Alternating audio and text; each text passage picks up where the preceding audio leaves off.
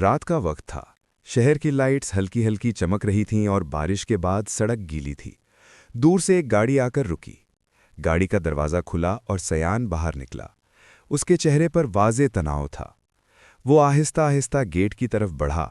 Gate पर खड़े guard को हैरानी हुई कि वो इतनी रात को यहाँ क्यों आया है, मगर सयान ने बस इतना कहा कि उसे किसी से मिलना है। अंदर लॉन में लाइट्स चल रही थीं, वहाँ दुआ खड़ी थी, जैसे वो काफ़ी देर से किसी का इंतज़ार कर रही हो। जैसे ही सयान उसके सामने आया, दोनों चंद लम्हों के लिए खामोश हो गए। हवा हल्की सी तेज चल रही थी और माहौल में एक अजीब सी संजीदगी और जज्बातीपन महसूस हो रहा था। दुआ को पहले ही अंदाज़ा था कि सयान आएगा। सयान के दिल में बहुत से सवाल थे।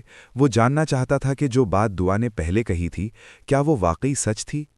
दुआ हल्की सी मुस्कुराई, लेकिन उसकी आंखों में नमी साफ नजर आ रही थी।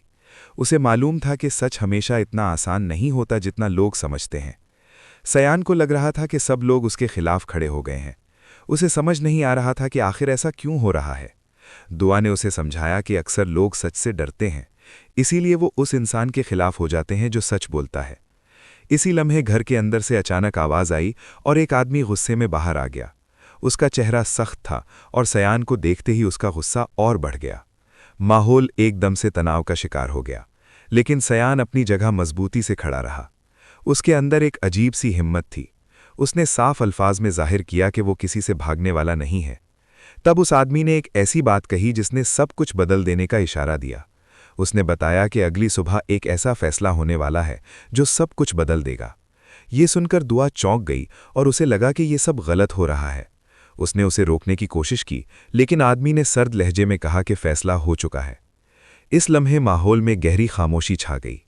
दूर कहीं बादल गरजने की आवाज़ आ रही थी। सयान के चेहरे पर संजीदगी थी, मगर वो डरा हुआ नहीं था। उसने पुरअज़्म अंदाज में कहा कि अगर फैसला हो चुका है तो वो भी इसका सामना करने के लिए तैयार है। दुआ को महसूस हुआ कि सयान अभी पूरी बात नहीं समझ रहा। वो आहिस्ता से उसके करीब आई और उसे बताया कि इस बार बात सिर्फ उसकी नहीं है। जब सयान ने उसकी तरफ देखकर पूछा कि फिर किसकी बात है, तो दुआ की आंखों में आंसू आ गए और उसने धीमी आवाज में कहा कि अब ये बात इन दोनों की है।